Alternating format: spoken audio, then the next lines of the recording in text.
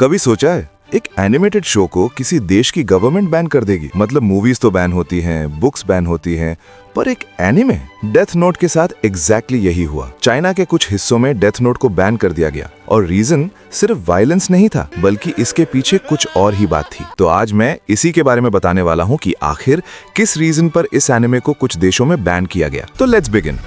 कोई भी ऐसा शो नहीं है मेरे लाइफ में जिसमें देख के मैं नॉर्मल सीन में रोयाऊंगा, बट एक में रोया था मैं डेथ नोट। क्या ही होगा डेथ नोट के अंदर, फिर मैंने डेथ नोट देख ली। सोचो कि तुम स्कूल में बैठे हो और टीचर सबका होमवर्क चेक कर रही है, तो तुम क्या करोगे? ऑब्वियसली मार ही खाओगे, क्योंकि होमवर्क तो किया नहीं होगा। दिमाग खराब हो जाएगा, मैं माँ। लेकिन इसमें तुम्हारे पास होगी एक नोटबुक जिसमें तुम किसी का भी नाम लिखोगे, वो 40 सेकंड्स के अंदर में ही मर जाएगा। और यही कॉन्सेप्ट था डेथ नोट का। लाइट यागामी एक इंटेलिजेंट स्टूडेंट जिसको एक दिन एक ऐसी नोटबुक मिलती है जिसमें जिस इंसान का भी नाम लिखो तो वो मर जाता है अंडर 40 सेकंड्स में। अब एक नॉर्मल इंसान क्या करता अगर उसको ये नोटबुक मिलती? शायद पहले वो अपने स्कूल के बुलीज का नाम लिखता, या उस पड़ोसी का जो रात भर स्पीकर पर ये गाने बजाता है।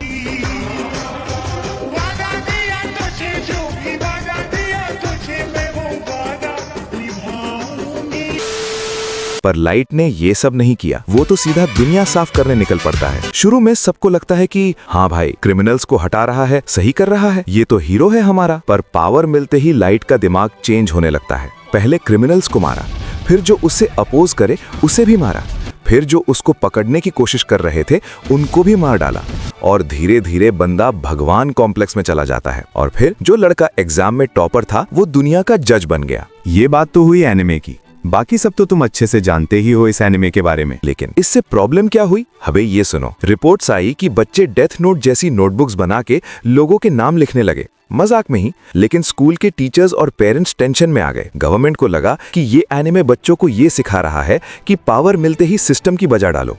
और कोई भी गवर्नमेंट ये नहीं चाहती कि नेक्स्ट जनरेशन ये बोले कि लॉ छोड़ो, नोटबुक से ही इनकी गांड मारते हैं। इसलिए शो पर रेस्ट्रिक्शंस लगाई गई।